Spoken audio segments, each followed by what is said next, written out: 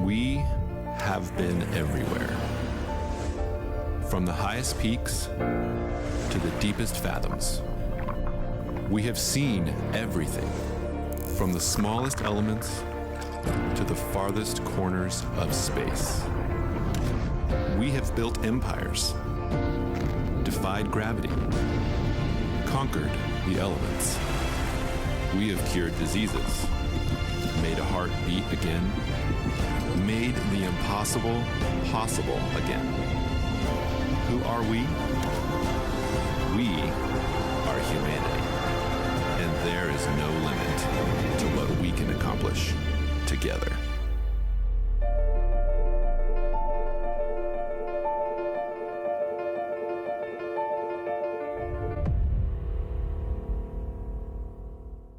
Hey guys, welcome to City Church Online. My name is Drake, and I'm so glad you're tuning in with us today. Hey, we're in some weird times right now, so we just want you to know we see you, we want to hear from you, and we are here from you. And so make sure you use that chat right now as you're tuning in, whether you're on Facebook Live or on our online platform. In fact, why don't you right now just say, I'm here. On that platform, wherever you are, say, I'm here. Put in where you're from. We're so pumped that you're here. Don't underestimate the value that you bring when you show up live during these services. We're so glad that you're here. Also, don't forget to use that connection card that's popping up on your feed right now. That's how we do all forms of communication. It's how we connect with you. And so if you have any needs, anything that we can help you with, you can use that, and we would love to help you take some next steps. And lastly, there's a button popping up on the online platform where you can invite someone right now, literally send them a text message inviting them to this service. You can also hit the share button on Facebook Live. It'd be an honor if you do that for us as we continue to have this conversation. And we're in a unique series right now, and so I just want to address a few things as we continue in it. If you're a follower of Jesus, if City Church is your home, I want to encourage you, lean in, take notes, and embrace the uncomfortable and a little bit unsettling nature of the conversations that we're having, because it's going to make you better, and we're going to be better equipped to serve those around us. And I want you to start thinking, who has God put in your path, or who could be coming in your path that you have the opportunity to invite to watch this and begin some dialogues around what we're talking about and see how God might use it. And so also, if you're not a follower of Jesus and you're tuning in and you're like, yeah, I'm kind of like spiritually neutral, or I'm not really sure where I am, or I'm apathetic or agnostic, if you've walked away from faith, or you're thinking about walking away, or you're on the outside looking in, no matter where you find yourself, just want you to know, man, this series is for you. This conversation is for you, and we are so glad that you're tuning in.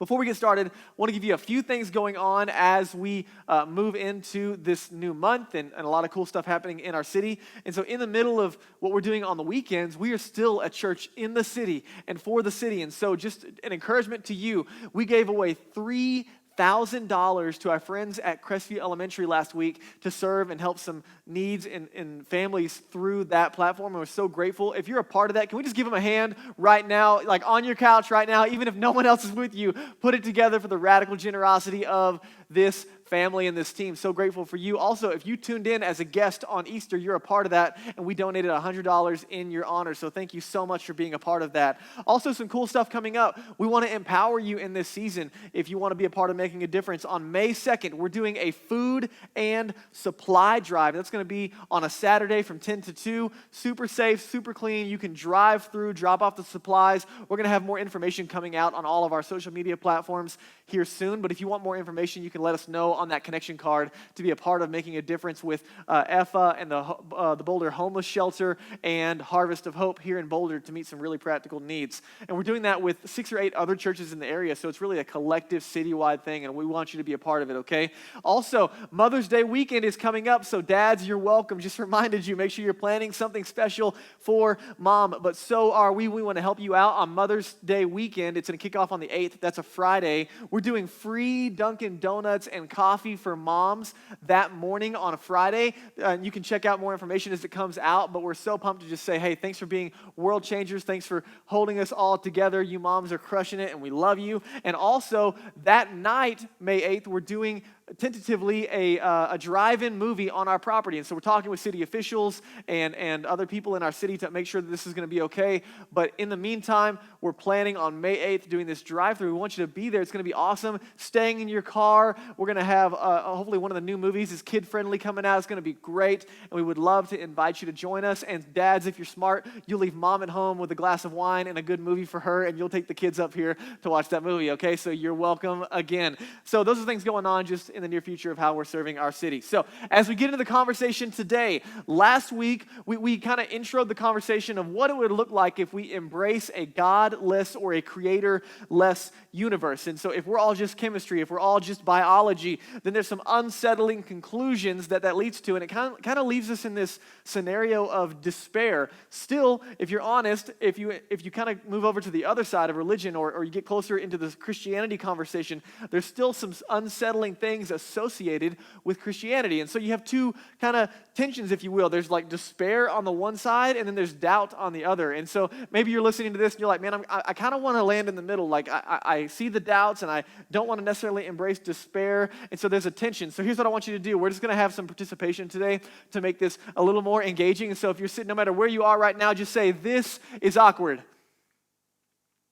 Awkward silence right here for you. Say it again. This is awkward. If you're by yourself, say it extra loud because that's super awkward, okay? So glad you're here. This is an awkward conversation, and there's some tension that we're embracing. And so maybe you're hearing this conversation, and you're like, man, I kind of feel stuck in the middle. And I just want you to know, between despair and doubt, you are not alone. And so what I want to do is embrace the tension today and wrestle through some of the doubts, if you will, and where those come from and where they originate. And so I don't know, what your story has looked like and where you're coming in. Maybe you grew up in and around it. Maybe you're new to faith altogether. Maybe you're skeptical on the outside. Like, I don't know what your story looks like, but I found that in a lot of my conversations, a lot of the hang-ups, a lot of the doubts, they actually come from things that Jesus never actually said. A lot of those things are from something else that someone else told you about, and a lot of times it brings up this idea in my mind of like, who told you that God was like that?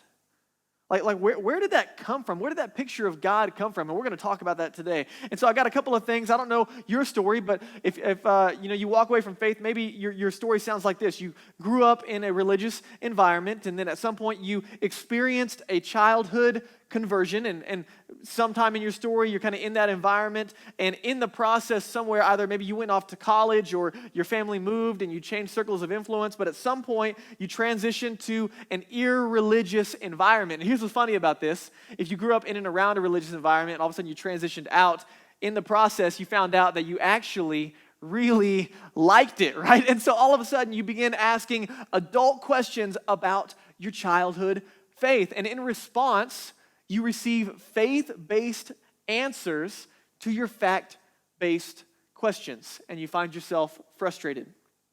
And so maybe after some of that tension starts to unravel, you find yourself in a place where you say, you know what, one day it kind of dawned on me that I didn't believe anymore. And belief is kind of a weird word, right? Like you either do or you don't, but sometimes it's hard to put your finger on it. So you probably are looking at your story and you're like, man, I don't know when and I don't really know directly why, but at some point I just didn't believe anymore. Or maybe that's not your story. Maybe you grew up in a religious environment and maybe you experienced some kind of childhood conversion where you were believing what was being taught, but then all of a sudden a faith-crushing or faith devastating event came along and it just wrecked everything. It wiped out your faith. And naturally, you started asking adult questions about your childhood faith. And in response, frustratingly, you received faith-based answers to your fact-based questions.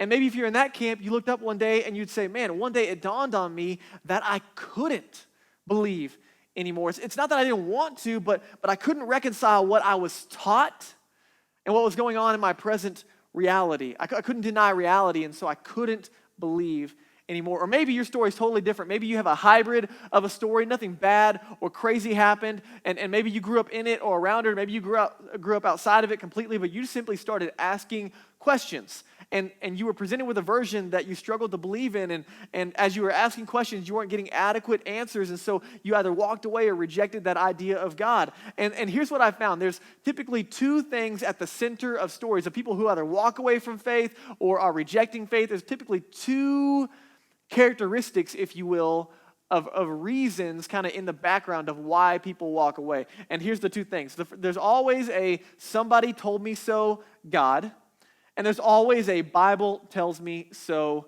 Jesus. And so for you, maybe every time you had a question, especially if you grew up in and around it, every time you had a question, every time you had a doubt, every time you made a mistake, it was always the Bible says, the Bible says, the Bible says. And there's this, somebody told me so, God. There's versions of just what I heard from other people that I was adopting and struggling to believe in. And so I don't know what's operating in the background of your story of where you are when it comes to this faith conversation, but we're going to deal with these two challenges today.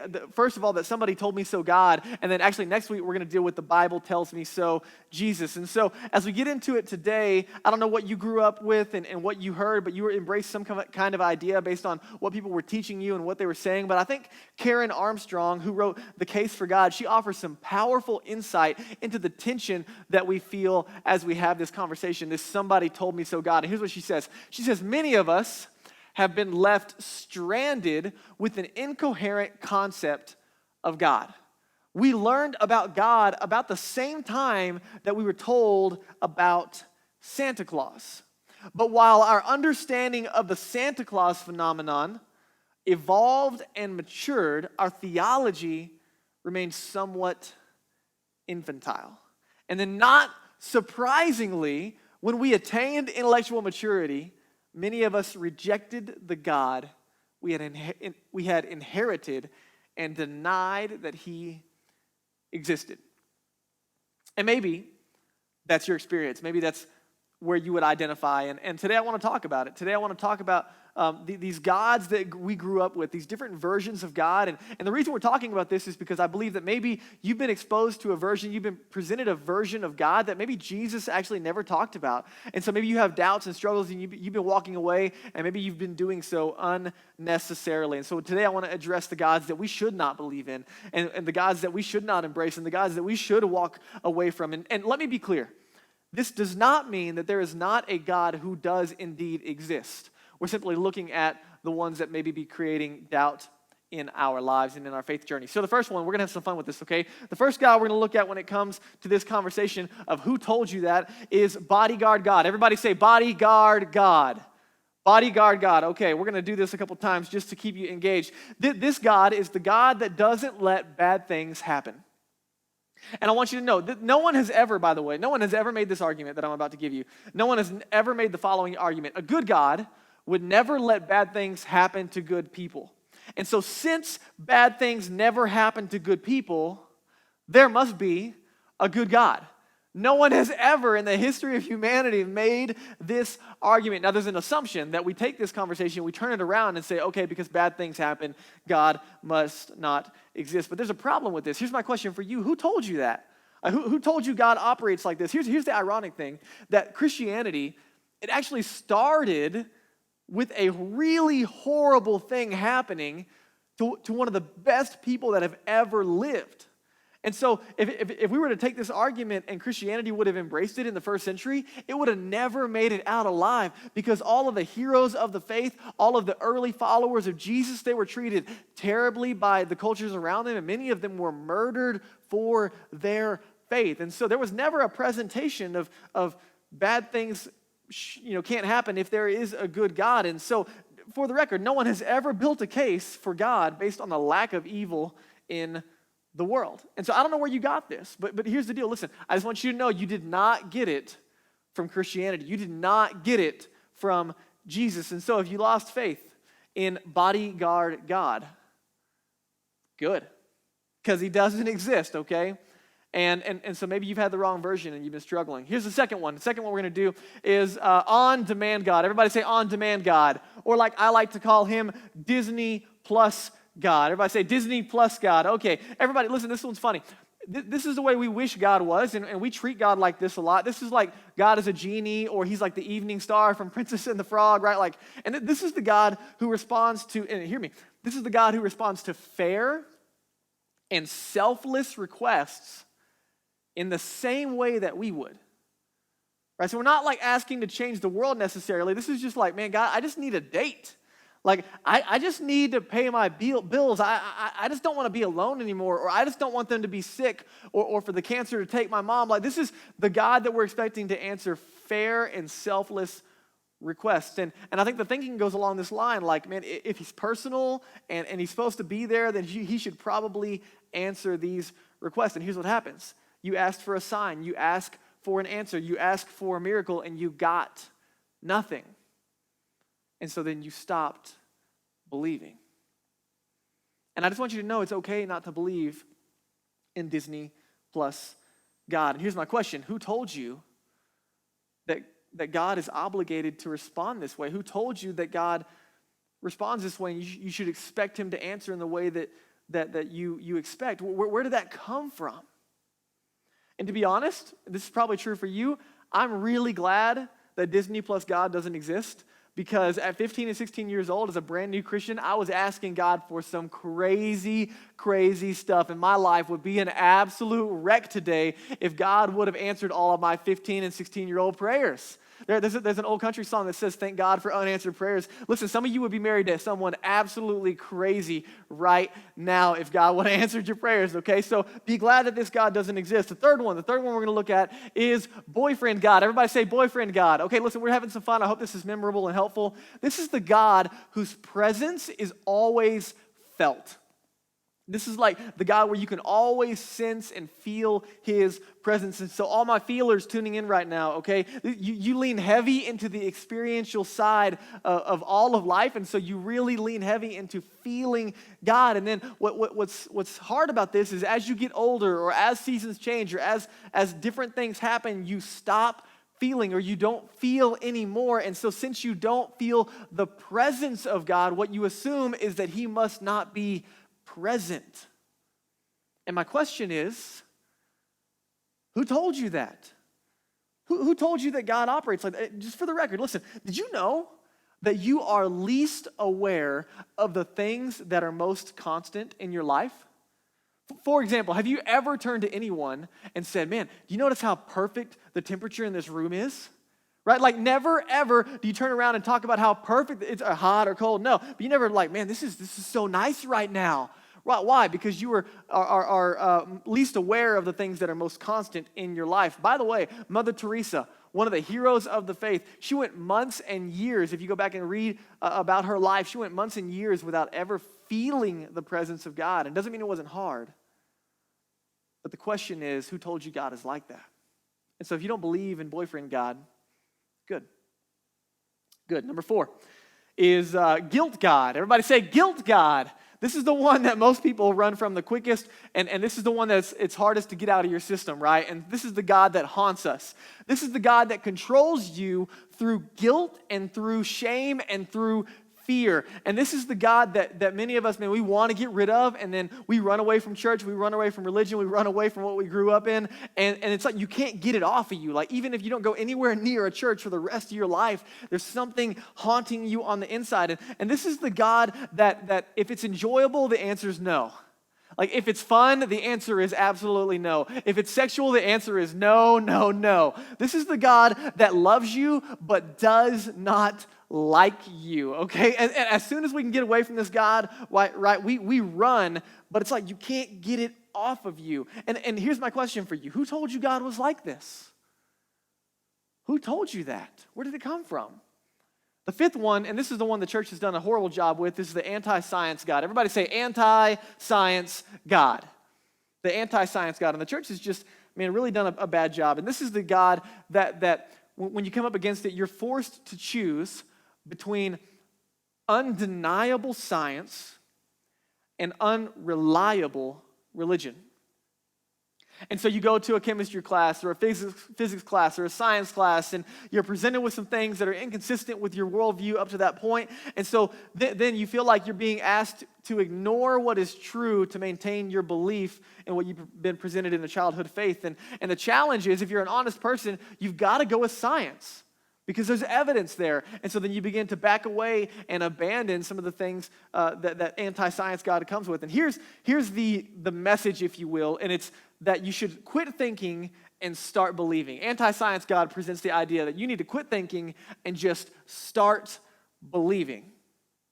And some of you have been presented with this idea to follow Jesus and to have a relationship with God. There's this idea, you just got to believe. You just got to believe. Religion is based on faith. And I just want you to know that's not true. That's not how it operates. And of course you walk away from a version like that. Richard Dawkins, he does such a good job, I think, of really pointing this challenge out in his book, The God Delusion. He said that one of the truly bad effects of religion is that it teaches us that it is a virtue to be satisfied with not understanding. And so if we're being honest, your childhood faith, your childhood God probably can't stand up to and be reconciled with science. But here's the good news, is that God or science is a false alternative. They are not irreconcilable. They can coexist, if you will. And listen, if you're not a follower of Jesus, let me just give you some ammunition, okay? Man, Christians, we're the worst. We're hypocrites when it comes to this area. And so let me just give you some stuff to load up on so the next time you're having a conversation, you can throw this out there. Christian parents, if you're a Christian parent and your kid gets sick, let me ask you a question. Do you take, where do you take your kids when they get sick? You take them to the church, or you take them to a doctor? You better take them to the doctor because I am not helping you, okay? You take them to the doctor. You don't even think about taking them to the church. And here's what's funny, right? You take them in, and there's something really wrong. And the doctor's like, hey, we got to run some tests, and this is a big deal, and we don't know what's going on. And so then you tell all your friends, hey, pray for little Jimmy because this is a big deal. And so all your friends, your circles are praying, but you're also sitting by the phone the whole time, right? You never leave the phone, never move away from the phone. I just trust in God. I'm praying, and I'm by the phone. And then you get a phone call from the doctors and say, hey, listen, we got the lab results back, and you're anxious, and you're ready to hear what happened. And they say, hey, listen, here's what we think's going on. We think that God is trying to teach you something. Right? No, right? They come back with results for you and some next steps, if you will. And here's the ironic thing, right? If we lean into science, and this is where Christians are crazy hypocritical, if we lean into science for our health, why reject science for anything else? It's not a false alternative. And if you've ever felt forced away from faith because of this tension, I just want to say I'm sorry. I'm sorry because it's inconsistent, and it's not how it has to be.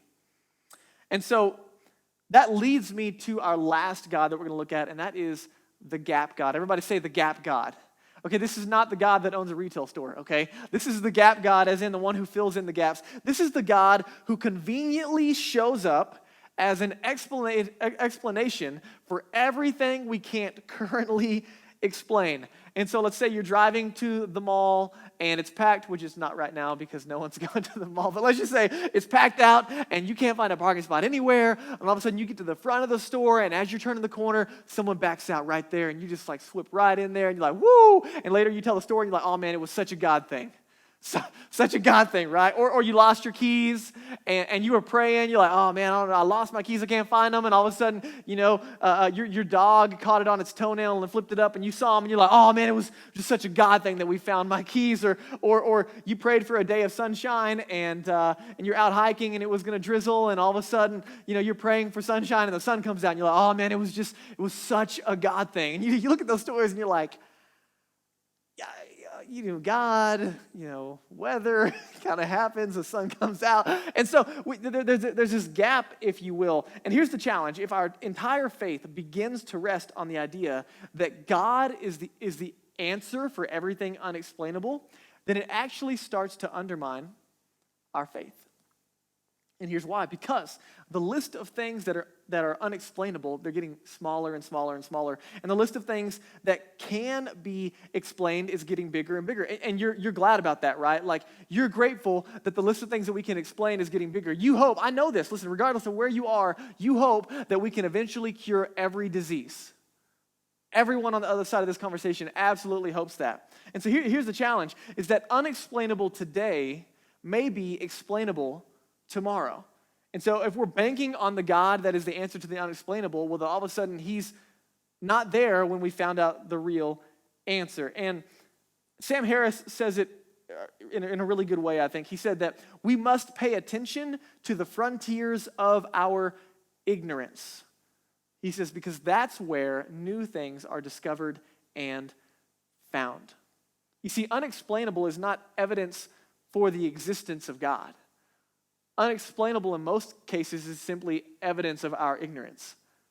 And the reality is, you and I, man, we both want people out on the frontiers of our ignorance finding answers to the things we don't know about. For example, right now, the coronavirus, everyone on the other side of this conversation is hoping, and you want people out there on the frontiers of our ignorance finding solutions to this problem, right? Everyone hopes that we can find a cure for cancer. We want to engage in these areas. The problem is, if we embrace the gap God, then we actually start to undermine our own faith, because we're able to explain things we couldn't previously explain. But here's the good news.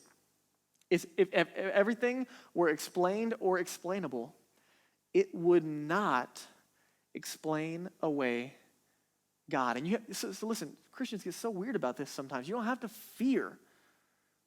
If you're a follower of Jesus, let me just talk to you for a minute. If you're a nun or you're not a follower of Jesus, just hang on for a second and I'll get right back to you. But if you're a follower of Jesus and you believe that God is creator, like if you believe that God created all time, space, and matter, and you believe the whole Genesis thing and how he created everything and then stopped, and then also at the same time, we're going to take seriously that everything from science, that everything began with a singularity. That's what they call it. Like we don't know what to call it, but there's this singularity that unfurled the universe and started everything, laws of physics and everything that we've been talking about. If you're going to believe those things simultaneously and take them seriously, well, then you have to think about it. Listen, what did God do? He created. And then what happened on the seventh day? Right? He rested, or rather, he stopped creating. Now, let me ask you a question. If you believe that he created and stopped creating, what do you think we could expect? What could we expect if God stopped creating? Here's what you can expect: a predictable, stable, and explainable universe. They're not inconsistent with each other. And I don't know if you knew this, but Christians actually started the modern science movement. Why? Because they believed that God stopped creating, and therefore there was an opportunity to observe things that were predictable and stable and explainable. And so here's the deal. This list of gods right here, these are not reasons to not believe in God, to not have faith. These are simply unmet expectations. Some of these are ill-informed, some of these are uneducated, and some of these are blatant manipulations.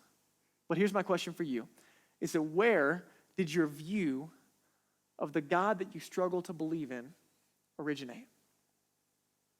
Or maybe a different way to say it is, where did your view of the God that you quit believing in originate?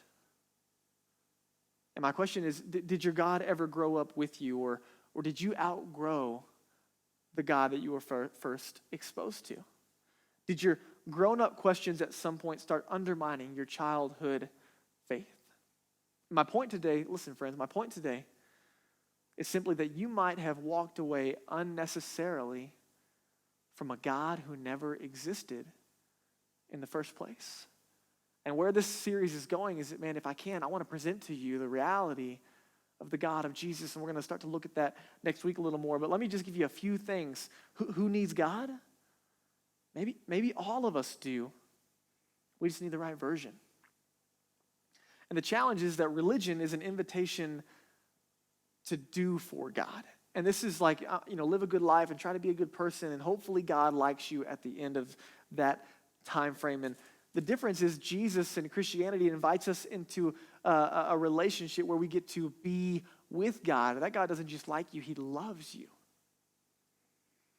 And the whole Jesus conversation is he came to bring us back into relationship with the God that we're disconnected from. Jesus presents himself as the remedy for a relationship with God.